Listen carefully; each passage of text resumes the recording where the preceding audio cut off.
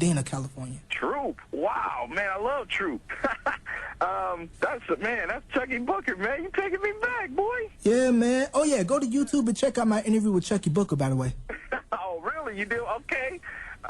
Man, what was my feeling about Troop? As far as I know, I think my brother Daryl, who grew up in Anchorage, he said that some of the guys were from Anchorage, and he knew some of the guys from Troop.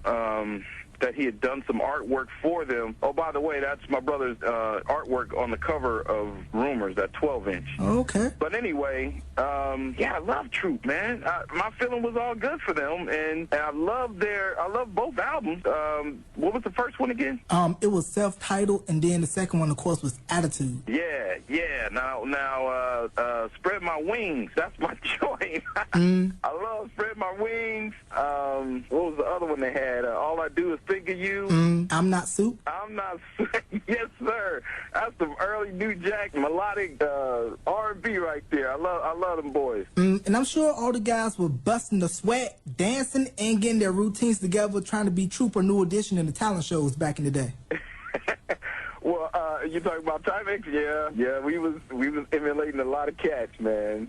See, Michael Jackson started all that, him and his brothers. So, if you was going to try to be a group, you'd have to work and rehearse and all that, man. You had to get your routines down. So, big ups to Joe Jackson, Papa Joe Jackson, and all the Jacksons, man, for showing us how to do the routines well back in the day. Right, and then after New Jack, around the late 80s and the early to mid-90s, the West Coast was pretty much having the whole music industry on lockdown. You had NWA blowing up, Ice Cube, left NWA to Power America's Most Wanted. Then, of course, Dr. Dre and the classic, The Chronic. We're still waiting on Detox, by the way.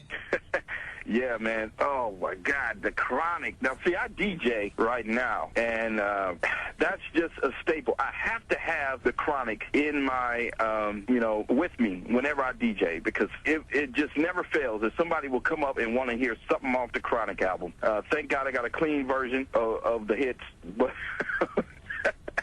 But it's nothing but a G thing, baby, man. That was the album that set it off right there. And the one thing I liked about those early hip-hop West Coast albums, they got that laid-back, the G-Funk sound. It was very melodic. Yeah, that's a George Clinton. That's a funkadelic parliament right there.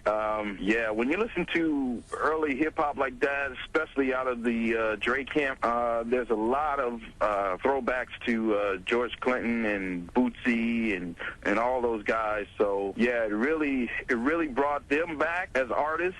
People say, oh, whoa, I got to check out the Flashlight and Knee Deep and, songs like that. Now that I'm hearing The Chronic, I thought Dre did this, but now I'm checking out the original artist. So big ups to Dre and all the hip-hop producers that have gone back and sampled. I have to throw Master P in there again for bringing us back out. There have been other people over the course of many years that have gone back and got Timing Social Club. So, yeah, it's all fusion, and it's good music, too. I definitely agree with that. Now, what are your thoughts on the current state of the music industry today? Wow, the music industry today, I'm seeing a lot of artists get their publishing. They're starting their own labels, their own production companies. The internet thing is just the way to go. Wish we had it back in the day, but that's how it goes, man. Everything is digital now. The equipment is more portable. It's less money. You can really produce out of your bedroom without having to go track in a 16 or 24 track studio to get the big sound. I mean, if you got a few $1,000s, you can produce a hit right out of your bedroom. So I love the record business today.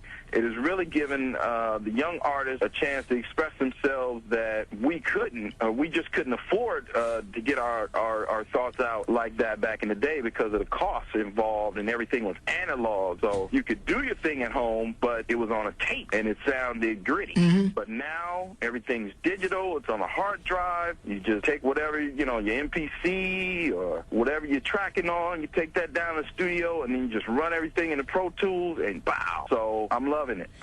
This is what it should be, and this is This is the progression. This is the natural progression, and I hope it just keeps going. Now, some people feel like with the way the industry is now, the suits are kind of sort of getting impatient with artists don't really want to develop and they want to have a smash out the box. Because like back in the day, some big stars' debut albums didn't do so well, but they had a gut instinct, the suits did, to keep them because they knew they were on to something, but it may take a little time. Right.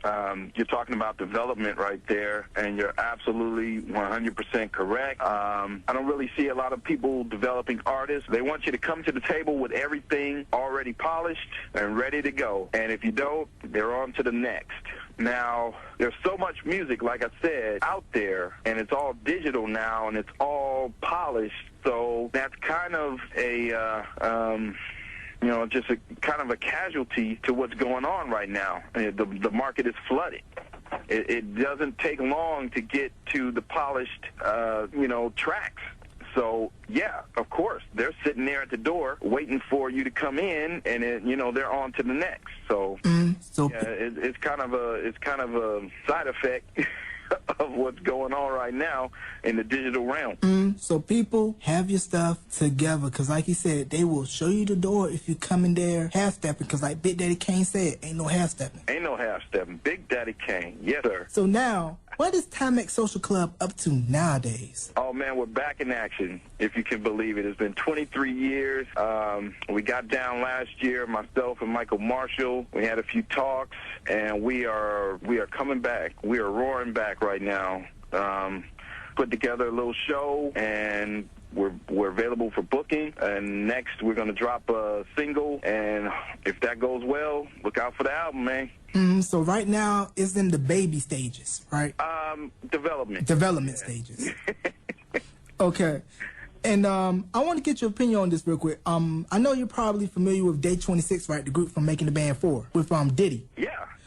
Yeah, last night on Making the Band 4, there was a fight between two of the members, and it kind of seemed like to me with groups that are kind of like thrown together without really getting to know each other, it kind of seems like it's like the chemistry is not really there with a group that's kind of like just plucked. You know what I mean? Yeah, well, I can comment on that. I mean, yes, there's different personalities within every group, okay? Just like a marriage between a husband and a wife, there's different personalities there. So you're not always going to agree on everything that you're going to do together. There has to be some give and take. I hate to keep throwing the Jacksons into it, but those were my idols when I started. So to actually see that group of brothers spin off and break up and come back together and leave again and replace one with another and all this stuff within a family unit, and then have it repeated with the Barge and other family groups, yes. So if it can happen within, with siblings, people that grew up together, it can definitely happen with people that have just been introduced a year ago. The demands of the music business are crazy. People think you sleep.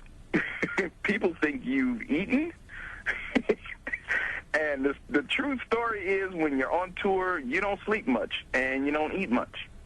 So you might have a 15-hour day where you haven't slept, but you need to go. You got a radio interview here. You got to shoot a video. You got to do another interview. You got to get to the tour bus because it's leaving at a certain time. You have to get to the venue. You got to do your sound check. You got to rehearse. You got to set up for the show, rehearse for the show, try to eat a little bit, and then the show. And then what happens when the show is on is your adrenaline kicks in again because you just got off stage, everybody's screaming for you, you don't want to go to bed then, so now your body clock is saying, okay, there's the after party, so stay up for that. So it can be demanding.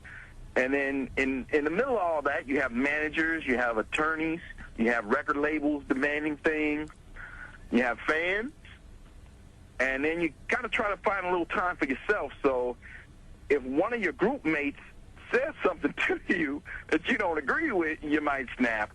And I think that's what may have happened when those guys fought.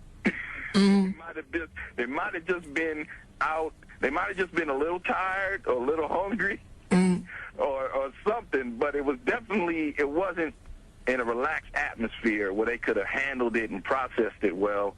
It was definitely something probably that there was something behind that made that happen.